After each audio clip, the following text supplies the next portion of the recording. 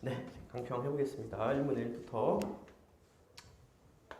1문의 1 올해 육모 문제예요. 여러분 놀랍게도 올해 2020년도 육모 문제도 육모인데도 많이 틀리셨어요. 네, 많이 틀리셨어요. 이게 제대로 쓴 학생이 최고 답안 몇 분 안 된 것 같아요. 사실 1문의 1 제대로 쓴 학생, 완벽히 퍼펙트하게 맞춘 학생은 뭐 제가 채점해보니 이제 민소가 한 80명 좀 안 된 것 같은데 어쨌든 한 대여섯 명 나냈던 것 같아요. 1문의 1을 정확히 다 맞힌 학생은. 이거 잘 봅시다. 부산시 동래구에 거주하는 갑. 이제 이 문제 원고가 갑이에요. 그죠? 원고가 갑이고 피고가 을입니다. 여러분 다 알다시피 소송은 민소법 2조에 의해서 피고, 그죠? 피고 볼까요? 이거 되게 학생들 제대로 쓴 학생이 거의 없던데. 넌 사실 이 문제 낼까 말까 했거든요. 너무 또 완벽하게 써서 시시할까봐 그랬는데 전혀 그렇진 않았어요. 소는 피고의 보통 재판적이 있는 곳에 법원이 관할하는 게 원칙이에요. 보통 재판적. 근데 여러분 제가 얘기했지만 특별 재판적이 여러분 보통 재판적을 배제하는 의미가 아니에요. 그죠? 뭐요? 소송의 편의를 위해서, 그죠? 너무 피고의 주소지에만, 그죠? 소를 제기할 수 있게 하면은 이 소송이 제대로 이루어지지 못할 가능성이 크잖아요. 그래서 여러 가지 소송의 편의를 위해서 특별 재판적을 두고 있는데, 그래서 일단 갑의 주소지는 부산 동네니까 부산지법이에요. 부산지법.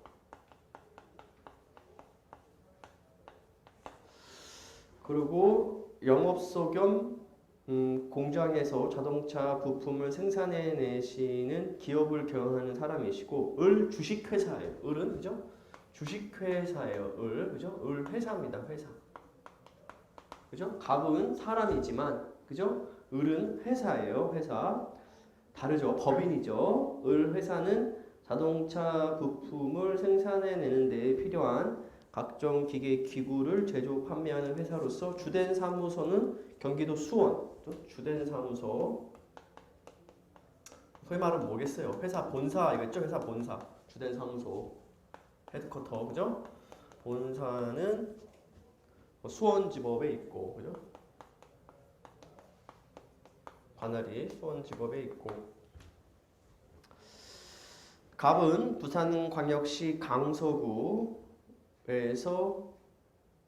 을회사 부산영업소에서 을회사가 제조 판매하는 공작기계를 구입하였는데, 그러니까 을회사의 이제 영업소, 그죠?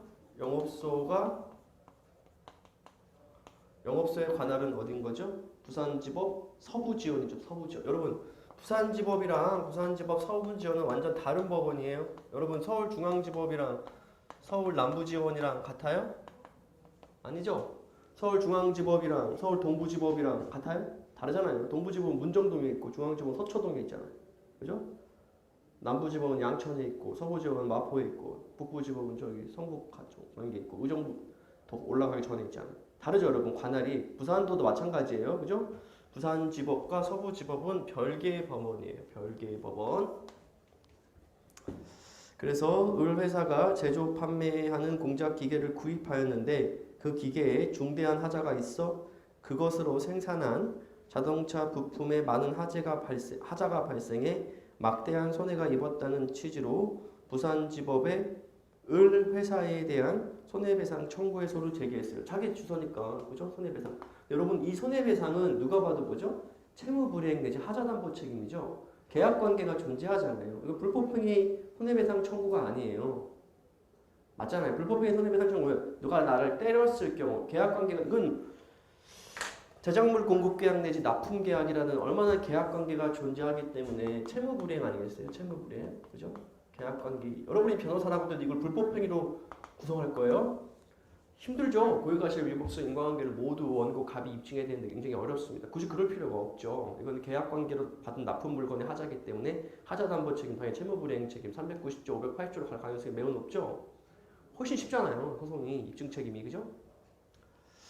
그래서 을회사는 이 사건 관할에 관해서는 아무런 언급도 하지 않은 채 을회사가 갑에게 제조 공급한 기계에는 아무런 하자가 없다는 답변서를 부산지법에 제출하였습니다.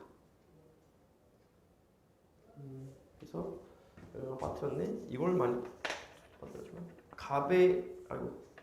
갑의 영업소도 있었죠. 갑의 영업소는 빠뜨렸네. 경남 양산이니까 울산지법이죠. 울산지법 그죠?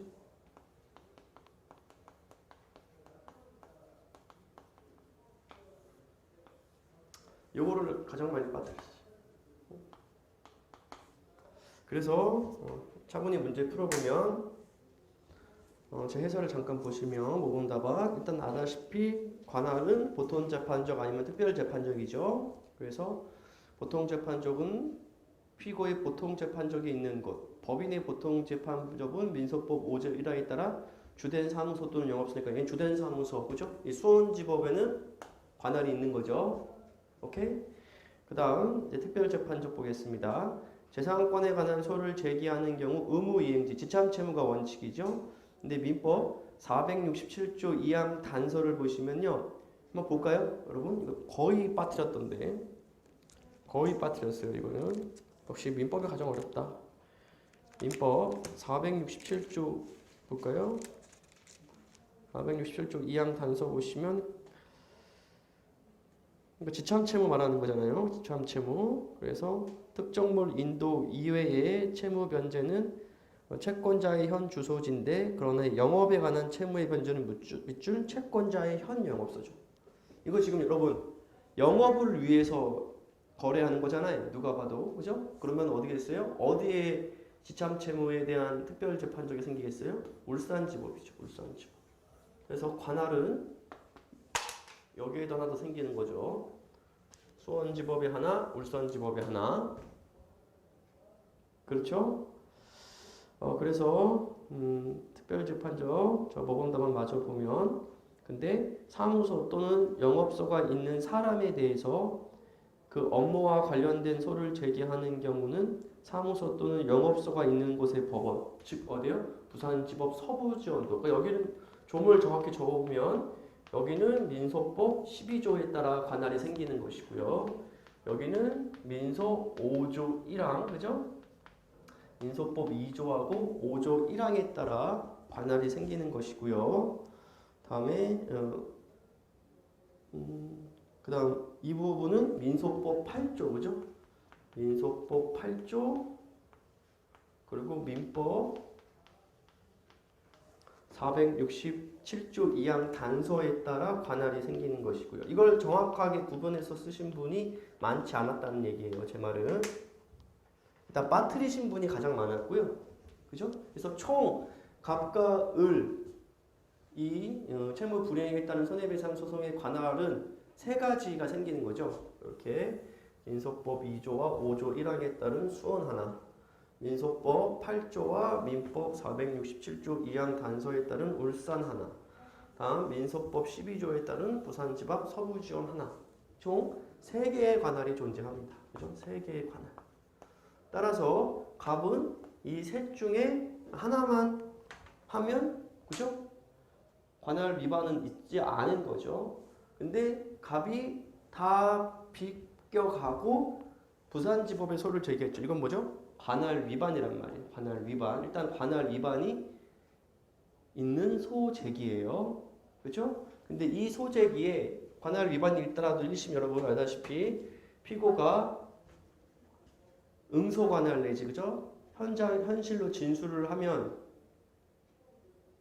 변론 관할이 생겨서 관할 위반의 하자가 치유될 터인데 지금 이 사람은 피고가 직접 참석하지 않았고 그냥 답변서를 통해서 법률상 진술 간주된 경우 우리 판례가 인정하는 민소법 제30부여의 변론 관할에 포함되지 않는단 말이에요. 따라서 부산지법에는 관할이 생기지 않고 부산지법이 판단해보니 관할이 없으니까 관할이 있는 수원지방법원으로 이송 절취를 하는 것은 매우 적법 타당한 것이죠. 괜찮습니까? 그래서 이 논리 구조를 가셔야 돼요. 이 논리 구조 다시 한번 해설을 차분히 읽어볼게요. 이거 제대로 쓰신 분이 진짜 많지 않았어요. 농담이 아니고 뭐라도 하나 틀렸을 거예요. 제일 많이 틀린 건 이 부분. 울산을 아예 통으로, 아예 울산 자체가 언급이 안 된다 반들이 가장 많았고요. 그죠? 그리고 그냥 무조건 그냥 이렇게 뭐 피고 주소지 원칙이니까 수원지법에 해야 되는데 잘못소를 제기한 관할이 이송은 적법하다. 사실 이게 변론 관할이 생기지 않는다는 거에 대한 판단도 반드시 필요하죠. 그죠? 그 부분에 대한 판례도 반드시 설치해 주셔야 되고 그 판례는 구획변식 기출 선택형 지문일 거예요. 아마 제 기억이 맞는다면. 그러니까 여러분이 반드시 꼭 그 부분의 누락을 챙기셔야겠습니다. 그래서 1페이지 보겠습니다.